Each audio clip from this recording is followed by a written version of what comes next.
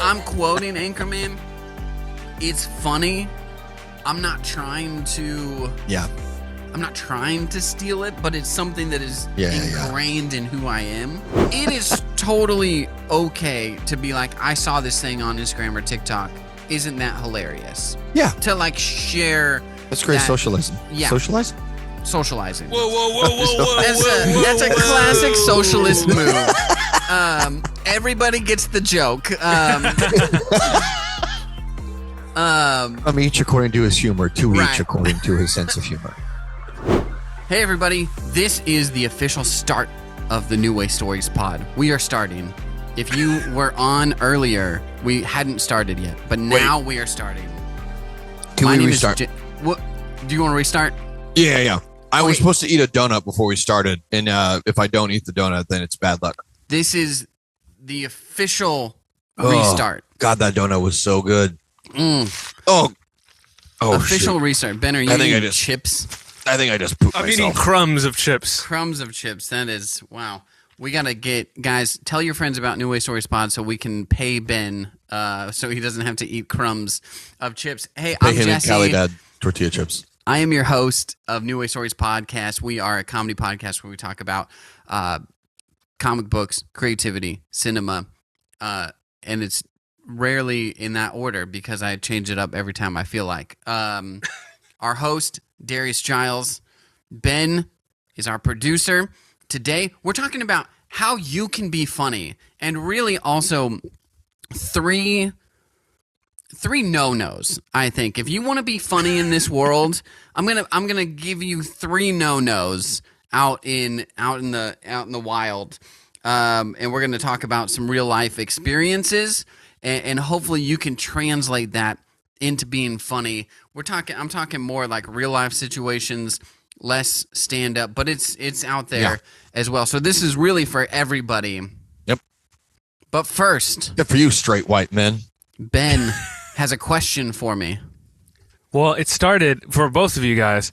So apparently, the Super Bowl next year is on February 14th. Oh my gosh! Really? Valentine's Day. And so we were talking like, oh my gosh, this is terrible. Like, it's gotta be like the latest Super Bowl. Yeah. Are you doing like an Easter thing now where it like can be almost a month apart? I don't know who exactly decides. When does football Lent start? When do they have to draw the football on their forehead and start fasting and doing sprints? So we were like, oh man, like it's all the ladies, they're not going to want to watch it. Usually, you can put it on, have people over. Lots of ladies that love watching football. The Super Bowl party we went to, the only person that was excited about the game was the woman lady who was hosting. It's not romantic though. Exactly. So I was like, okay, then they need to get a halftime show that the ladies are going to love. Yeah. Okay. So who should they get? We need to bring back Bad Bunny. He repeats. It's like it's super rare for a team to repeat. It's even more rare for an artist to repeat. So, there's one thing that I know about myself is that the women love Bad Bunny. They love Who should we get? Who should we get? Ask my aunties. I mean, the easy answer to that is T Swift. Yeah. Right. Ain't gonna do it. She ain't gonna do it. No, she won't. But where's the Super Bowl being played at next year? Do you know? I can find that out. Jesse, I think you're going to softball. I think I'm just saying if it's Magic Mike. If it's live. in Kansas, oh, dude, at Legends Casino, I just saw the ad for it on TV. It was on the Jeopardy ad. But Thunder from Down Under. Which just is do like that for a the traveling, if you have to guess, it's like a traveling Chippendales. But they're going to be at Legends if you're curious. So this is what Google the AI says. It's going to be at SoFi Stadium in Inglewood, California. So back in California. Back in Cali. So that opens up That was actually the original final venue for the original Run of the Eras tour. Oh, there it is. That's crazy. I think they've already told you what it is. Yeah, I was thinking. Go for it. Well, dude, he played with Charlie Puth, and they didn't even acknowledge him. Yeah. I was watching the national anthem, and I was like, "Is that Kenny G?" Yeah, and it was. Yeah, dude, that was the best national anthem ever. It was great.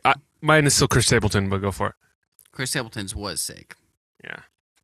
That I'm just thinking of like romance, or do you bring back like Boys to Men? Oh yeah, kind of what we were doing with Super Bowls 10, 15 years ago when it was like when Justin and why am I blanking her name? Janet Jackson. Janet Jackson had their thing. They go, you know what? Let's do only classic rock people.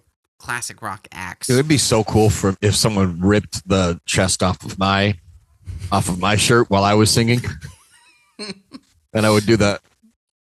I would do the pep dance. So I think I wonder what the demographic is of women who watch the Super Bowl who actually like want to watch it rather than attending a Super Bowl party. And what is the age? Is it right. Boys to Men? New Kids on the Block, something like that. My thing is, you have to make it worth. You have to make it worth it. Not worth not going to dinner.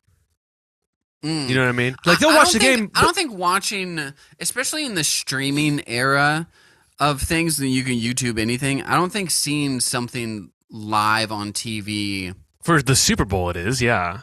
I don't think so. I don't think there's anything that is like I'm going to give up my night so that I can see this performance live. Yeah, when you can like literally YouTube it later. It is interesting. There's still time to go out to dinner after the Super Bowl. That's true. It does start at 4. It's like over at 7. I mean, it's not like early when it gets over, but if you want to do like a little bit of a late dinner, here's the other thing, and we're really kind of taking Ben's question and not making it fun. But like Valentine's Day, how many times has Valentine's Day been on a Thursday, and you're like, oh well, we'll go out on February 15th or 16th for our Valentine's Day. But I think the correct answer is Boys to Men. Yeah. Darius, go for it. No, I'm saying, boys. Oh, who do I think? Yeah, who do you think should do it, and who do you think will probably do it? Oh, I have absolutely no clue. If I said a band right now, it was just going to be like the silliest thing that came Michael to my Bolton. Head. So honestly, dude, you really want to rev the women's engines? Bring the Wiggles back. Wiggles reunion. Fruit salad. Yummy. Dude, what's the 30 Rock episode where Jenna's dating one of the kids tour, and they're like the craziest like band tour? Yeah, that's amazing. Yeah, I think a Wiggles reunion would be the sickest, craziest thing. What do you think, Ben? So I think this person. I don't know if it's necessarily like the women love it. I think it'll be I think it's just a great choice. I'd love an Adele. To do it. Yeah. Adele feels like a worthy halftime show. Has Usher ever done a halftime show? He did it like 2 years ago. Oh, he did. That's right. Yeah. That's right. But it didn't feel like Usher because he also had every other rap and pop artist from his era perform with him. Right. So that's what I think. I mean, I guess if you want to be a little more modern, you could do like I think Taylor Swift that would be huge. I mean, if we're talking, and you got to market it as like if the we're talking Valentine's about getting ladies going, getting pumped to watch something. I mean, it's crazy to think that you could have a bump in the Super Bowl because like 120 million people watched it. Yeah, and if you had T Swift for the halftime show, at least I don't know. What do you think, Darius? 50 more million are watching the halftime show.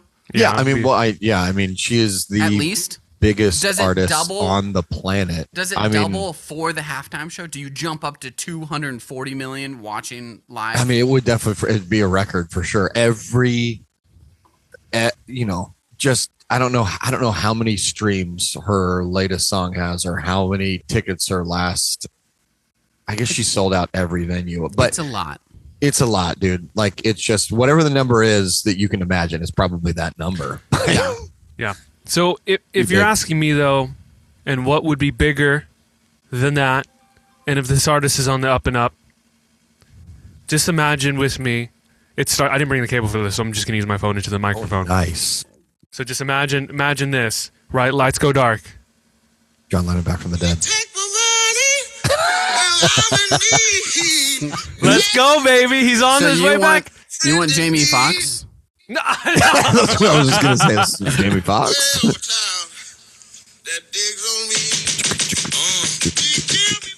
And then he says something about the Jews.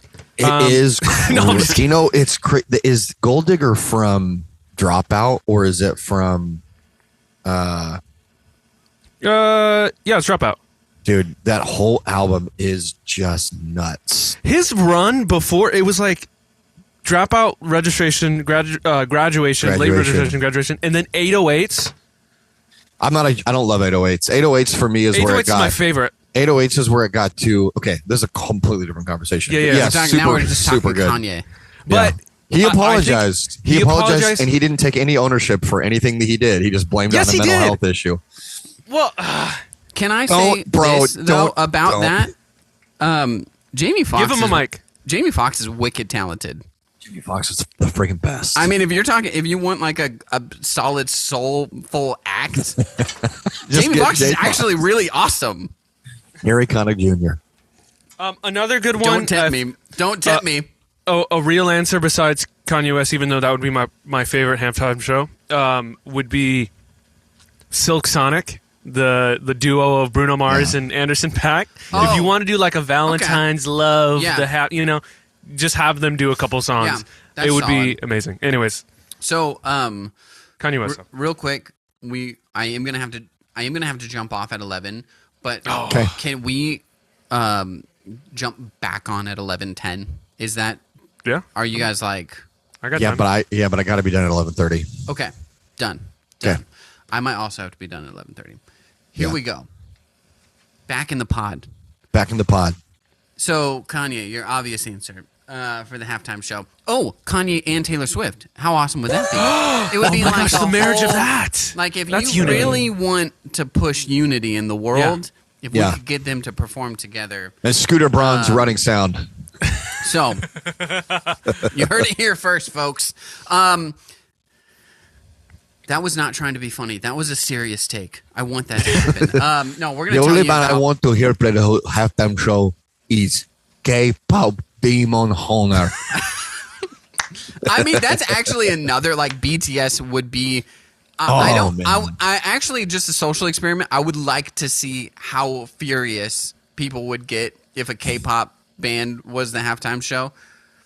They at least sing Korean similar songs in flags English. everywhere. An American flag they have burning an in the entire background. album in English, Ben. Try to get with the times. But I want... Jesse makes a 10-year-old reference to a band that blew up a decade ago. Are they not still the biggest? Listen, get with the times. BT dubs. BTS is on the up and up. I think they're still great, yes. I don't know. How to be funny. Don't listen to this podcast. I'm going to tell you guys. Something. Okay. About 12 years ago, I was in the 72nd Starbucks. And there was not there anymore. That's group, a Starbucks no, it's still in there. Yakima on 72nd Avenue. For those of you who don't listen from Yakima. In the Rose Hours parking lot. Oh, okay. No.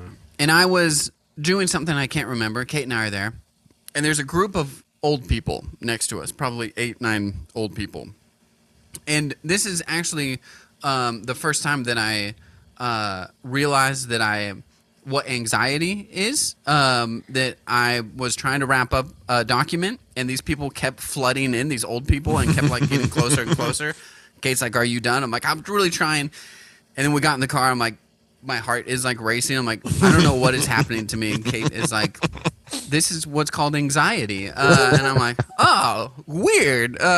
Cool." So, but in that time, also, an old guy comes in to join the party, and he has one of those visors on with the like wacky hair coming out. Love it.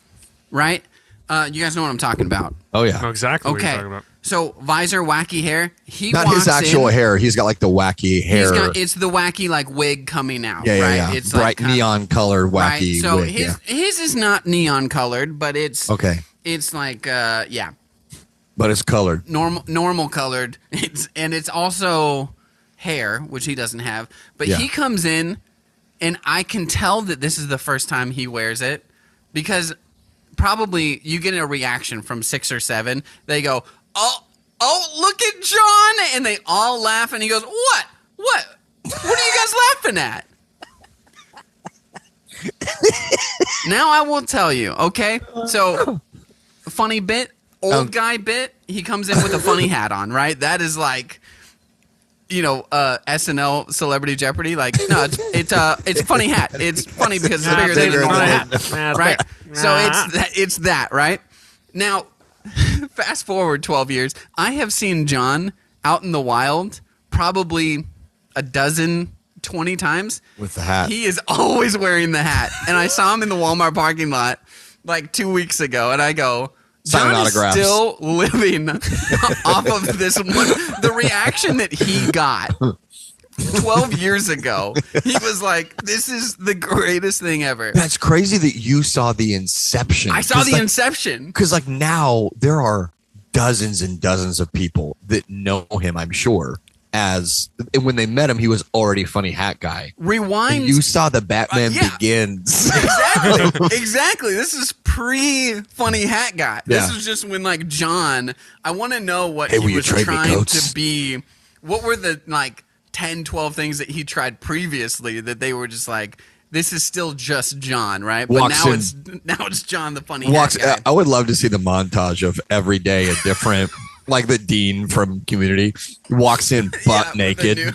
No reaction at all. Gosh, yeah. So here's my first There's a pie in his own face. How to not be funny is you can't live on that bit because now it's sad. Because 12 years ago when everybody was laughing, those same old people are now like, jeez, is John still wearing that hat? Like when he leaves, he goes, do we ever think John's gonna like, it's like ratty and like definitely it's the same hat. They're like, do we talk to him? Like, and it's probably this thing where it's like, hey, listen, he's 80 years old. Let him wear the stupid hat. I just want to see him. It's stupid. I want to see him on Cops, getting chased down. Tased to the ground, piled on, cuffed, but the hat is still on the whole entire time. Man, I got really pumped that I got to see the inception of it, and it makes me laugh inside. Literally every time I see him out in the wild, I'm like, dude, that's your thing. And so, it's just karma. Rule number 1, I guess, is that don't overplay a bit. You know. You got to come up with something, then you got to get something new, you got to get her done. You can't repeat things over and over and over again. Or maybe don't get her done. I think it's an old person thing. It's also a baby thing, right? Like a toddler gets a reaction out of people and then they go, I'm going to go back to this well. Yeah, my niece used to live on, her bit was called Booty Butt. Oh man, she would dance and she would go booty, booty, booty butt, booty, booty. And if you told her to stop, it was only funnier. Right. Yeah. So, and you laughed at it the first time because you go, that's pretty funny. That's pretty cute. And then the 10th time as I was smacking her around, no, like it's not booty. Funny. Eloise, my brother's daughter, ever hit a child. We were babysitting her when she was like 3 and she pretended to get stuck. And we were like, oh, you're stuck. And then she got unstuck, right? Yeah. Then repeated it 12 times in a row. Like tried to go between chair and coffee table. And was like, you're like, okay, Eloise, like, let's get a new bit. That's rule number 1. Let's work on some new material. Let's work on new material. And listen, stand-up comedians, they repeat the material, but you have to get a new audience for it as well. Right? So then you got to craft the joke a little bit. Maybe trim it around the edges, like pacing. Or even you can 12 years is a long time. 12 years is a long time. But listen, in his defense, when I was in the 7th grade and I was rollerblading with a bright orange Elmer Fudd hat on, I had a senior in high school go, that's a dope trucker hat.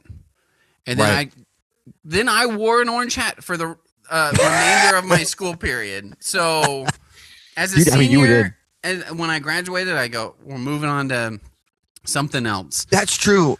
I mean, you're right. But I got the affirmation when I was a 7th grader, and I was like, well, this is just the thing I got to do now.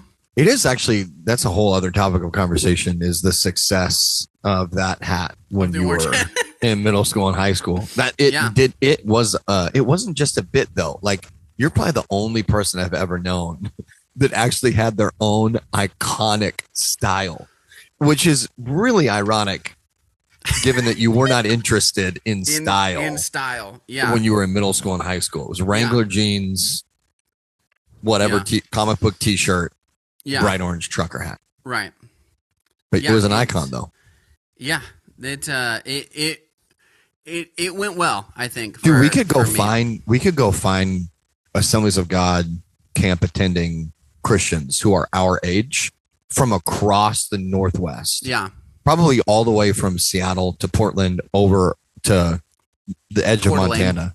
Well, I would say probably because they've spread. There's been a diaspora. Well, that's a good point. You said, do you remember the kid that always wore a bright orange hat to summer camp? They would be like, absolutely. There's somebody out there for sure. That's crazy. For sure. But yeah, you don't want to overplay the bit because you don't want to overplay the bit. I got to tell you, I was always nice about it, but by the time we were freshmen in high school, I wanted to kill you.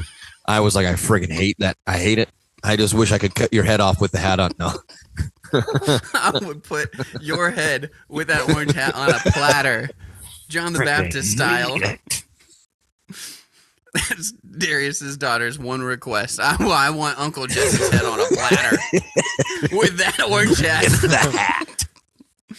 There you go. Done. It was your one request. I got to do it. So that's yeah. Here's what else? Here's another thing that I've experienced, and it is seeing something on social media that is a funny observation that is obviously making its rounds on social media. Yeah, and then treating that as your own like genuine thought or original thought. Yep. Right? You'll get away with it.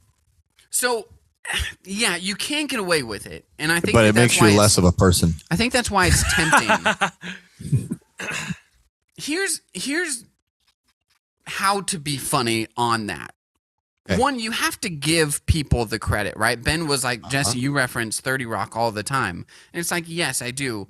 But I always say, what's that funny part in 30 Rock or that funny part in Community that it reminds me of?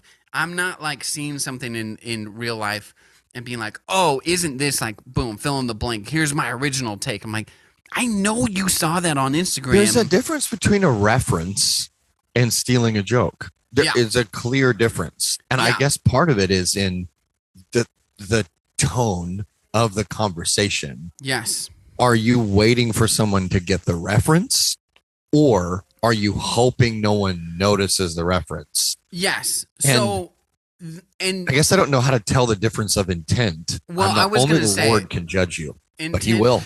And He will judge you. I mean, St. Pete is going to have this on the record. Yeah. He goes, listen, I know you referenced Tom Brady's crazy eyes. And it's not an original thought. You did pretend to be a funny guy for your whole life. You're not really a funny guy, though, are you? Because I was thinking about this, and I was trying to be, like funny. Non-biased. I reference non-binary. I reference movies. They reference and TV shows. I quote them, right? Yes. Well played, Ben. Well played. I quote them, and I don't always give Anchorman credit. Yeah, it's just worked its way into my lexicon, right? That I say. And so has the word lexicon. It's true. It's a lexiconception. I'm trying to think now. Oh, it's I literally just watched the intro of Anchorman. It's on Peacock, and I was like, I'm gonna just watch the first 10 minutes because I look good. I look really good. And that is something that I say. I go, this is good. This is really good. I'm quoting Anchorman. It's funny. I'm not trying to I'm not trying to steal it, but it's something that is ingrained in who I am. Yeah, it's become yeah. So my favorite one is Nacho Libre. It sucks to be me right now. I don't even remember that Libre line. That's I, really I funny. have I have probably 3 or 4 Nacho Libres. But you're right. The intent, I'm not like, I'm stealing this. If someone goes, Anchorman or Nacho Libre, I'm like, yes. Yeah, yes. That's, I think, the big difference. The big difference is, and I've done this. I was young once. The big difference is when someone's like, oh, Anchorman. And you want to be like, what's Anchorman? I've never heard of Anchorman. Right. I made that up myself. Right. Or yes, thank you so much for getting my reference. It's a great point. Different energies. Everybody needs to watch the SNL sketch that was just with what's the Norwegian guy? Oh yeah, Skarsgård. So good. The Skarsgård where he's using the Cards Against Humanity cards as jokes. It's like literally exactly. That sketch was so funny to me because me and you have talked about that so many times. Where it's like, well, you're not funny. Your Cards Against Humanity funny. Yeah. Like, so here's my wrap up on don't steal material. Here's how you properly do it. As a side note, one, it is totally okay to be like, I saw this thing on Instagram or TikTok. Isn't that hilarious? Yeah. To like share. That's great socialism. Yeah. Socializing. Whoa. That's a classic socialist move. Everybody gets the joke. From each according to his humor, to each according to his sense of humor. To make it funny is to make the reference, and then in comedy, this is called a tag. Okay? So you say the reference. Here is what is on social media. Then you can make a joke adding on to it, right? You can say, isn't this hilarious? And then you can say something about his hair or whatever. Yeah. Or like, that's probably why his wife left him. That's a little dark, but it's a good example of a tag.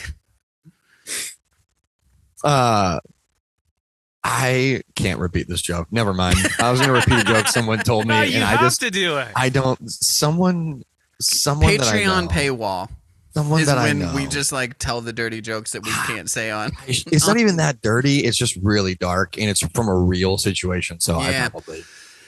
Good call. Good catch. Sorry, guys. Okay, so that's make the reference. Yeah.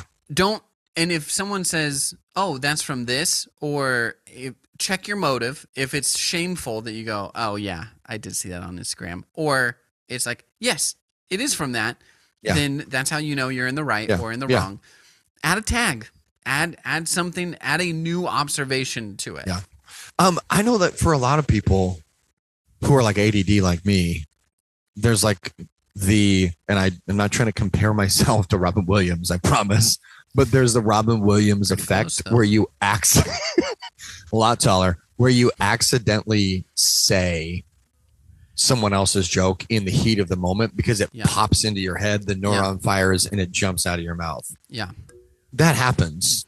I think the appropriate thing for me to do when that happens is for me to just say, people laugh and say, got that from here. Yeah. Funny joke. I've actually done that. I did steal that. Ethics, guys. And it is interesting because with an Anchorman thing, I don't feel the necessity to be like, just so everyone's clear, that was from Anchorman. It's pretty obvious that it. Yeah. But I say iTelephone regularly, and that's from a Pete Holmes bit from like 15 years ago. Yeah. And I don't always do it. Now, I did when I had Twitter. I did tweet at him, and I said, "Hey, just so you know, I called an iTelephone, and I don't always give you credit." And that's he just tagged his legal team. Yeah. I now am paying him $50 every time I say iTelephone. No, an expensive episode. Sometimes I would say if someone laughs at it, if they go, "Oh, that's what it is," that's the big thing. If someone says that's funny, then you say, "Well." This one time at a party in Chicago, this lady was looking for her phone. She had a few beverages, and she was like, where's my phone at? And I go, is it an iTelephone? And she just like shot daggers at me. And I was like, sorry, I won't help you find your phone. That was P. Holmes, not me. That was P. Holmes. That's not me. Take it up with Peter. I didn't say, hey, just so you know, that's not my reference. But there have been times where they go, oh, that's really funny. And I go, well, you're right. It is. It's Pete Holmes. I can't take credit for it. You got to be patient with drunk people, but man, it's difficult sometimes when you're trying to be nice and then they get angry at you. I have zero tolerance, and you just want to be like, "Well, I'm sorry that you drank too much, idiot." Yeah, like, I have zero tolerance because you've brought it upon yourself. And hey, maybe if you didn't have too many. Wait. Oh, it's saying that we have limited space. We got 14 minutes. We're good. Okay. So, final tip or no in how to be funny in real life is you got to make the proper joke. And I don't know how to. What kind of bullcrap is this? I don't know what kind how of British to. bullcrap is this? I don't know how to give you practical advice other than you should just watch funny movies, and hopefully it'll come through. We were in a group chat.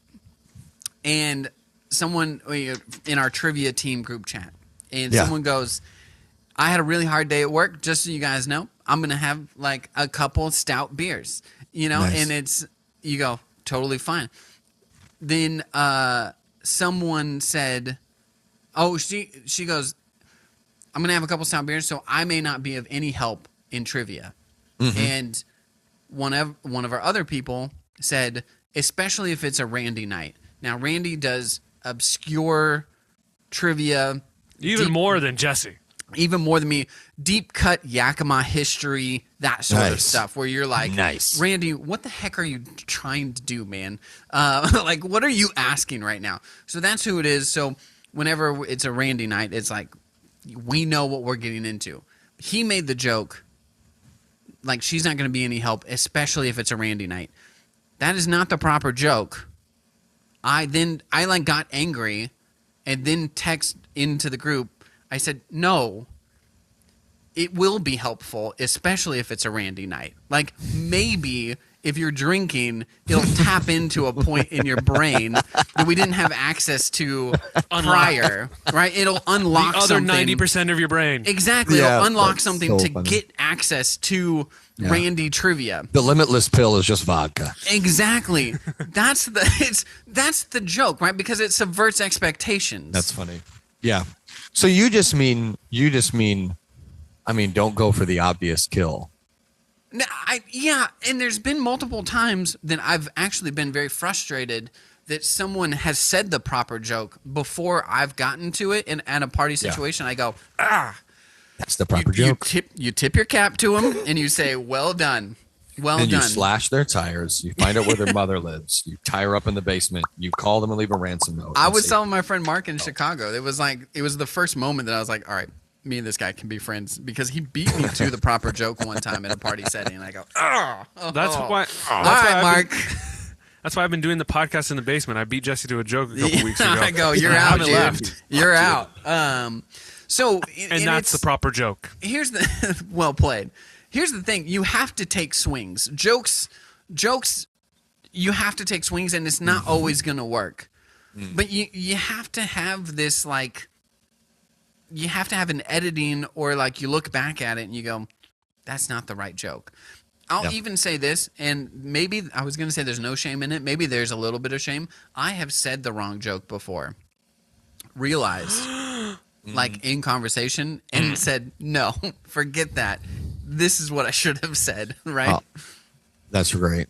I also think, just sharing from lived experience from my own life, you don't need to be funny, and it's okay if you try to be funny and it's embarrassing.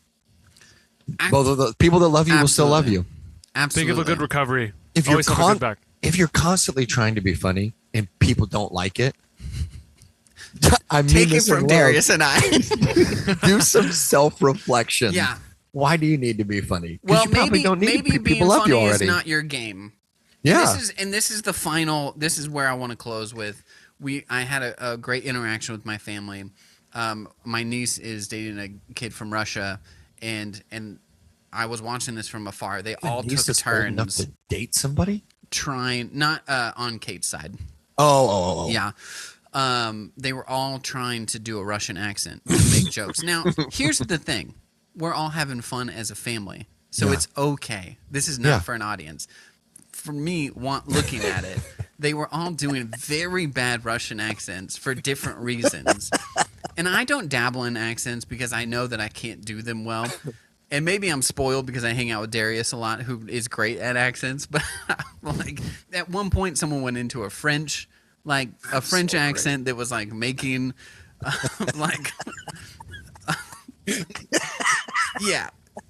making references from the USSR, which is kind of funny if you were trying to do a French accent. But well, you also just know your limits, I think. You know what's crazy is you really got to be careful with accents, because there are some people like Lorne Michaels who just thinks accents and impressions are the funniest thing. I would say a lot of people, if you can do a funny impression, you're generally going to get a good reaction from a crowd of people. But then there's some people who are just angry and jealous that they can't do impressions. Dude, yeah. Or they're like my older brother, who's like just slightly autistic, I think, and is like so literal. So if it doesn't sound like a carbon copy of something he's heard, he goes, "That's not a good impression. That doesn't sound right at all." And you're like, yeah, well. That's a great example, though, of Dana Carvey. Dana Carvey actually doesn't do great impressions, I feel like. For carbon copy impressions. Yeah. But he does incredible impressions. Does that make sense? Like, well, there's a difference between an impersonation and an impression. Yeah. An impersonation is if you draw a picture of something and it looks just like the picture. I mean, like Bill Hader is actually a really great example of someone who like freaking nails. Yeah. Like you're like, dude, is he doing the voice? Well, that's one of the other things is there's people who do voice matching, and that's not funny. Like, it's not really that funny to just sound exactly like Tom Hanks saying something boring. I actually realized, I didn't know this, but like Family Guy and The Simpsons, I was like, man, they get so many like guest stars. And they have one guy, doing all the voice matching. It's pretty cool. Now they do have a ton of like guest stars on, but it is like, oh, you just like, you didn't get Tom Cruise. You just got a guy who can sound exactly like Tom Cruise. Yeah, which is a crazy, weird skill. Yeah. There's a guy on TikTok that's like that. That is how to be funny or how to not be funny in life. Can I? Yeah. You want to end with something? Are you gonna? No, I was gonna do Seinfeld bass. I was gonna do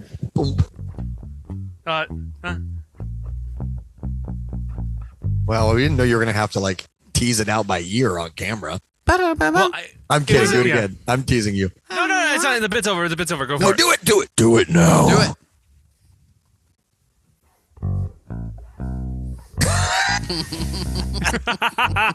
You did the proper joke. That's proper joke.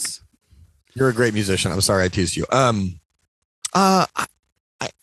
pray for Shia LaBeouf, and if you see him on social media getting arrested for being drunk at Mardi Gras, just remember that the people that you see on the internet who have substance abuse issues are real human beings, and it's not funny when Amanda Bynes has like a mental health crash out, or when Shia LaBeouf relapses as an alcoholic, or whatever other celebrity or politician or whatever, they're real people. And so if you're a Christian, please pray for Shia LaBeouf. He loves Jesus, and he had a terrible relapse this week, and he's going to wake up next week and hate himself when he's finally done with his bender. Yeah. And it's super sad because people are making fun of him, which I get. I totally get it. But that's all. Choose the proper time to make jokes. Wait till he's sober again. Yeah, right. Yeah. I think that is another good point of like sometimes, as much as I love comedy, sometimes it's not the right time. Yeah, sometimes it's not the right time to make jokes. And it's sometimes instead of responding with sarcasm, you respond with compassion. Yeah. Go figure. Boom. All right, guys, like, subscribe, do all of the things. Tell your friends about it. Go out there, be funny. If you dare. And I swear, if I hear you and you're not funny, it'll be on the next episode as an example. Go for you, John. Wear that hat one more freaking time. I'm gonna rip it off of his head and I go, you think this is funny? Huh? All right, guys, we will see you next week.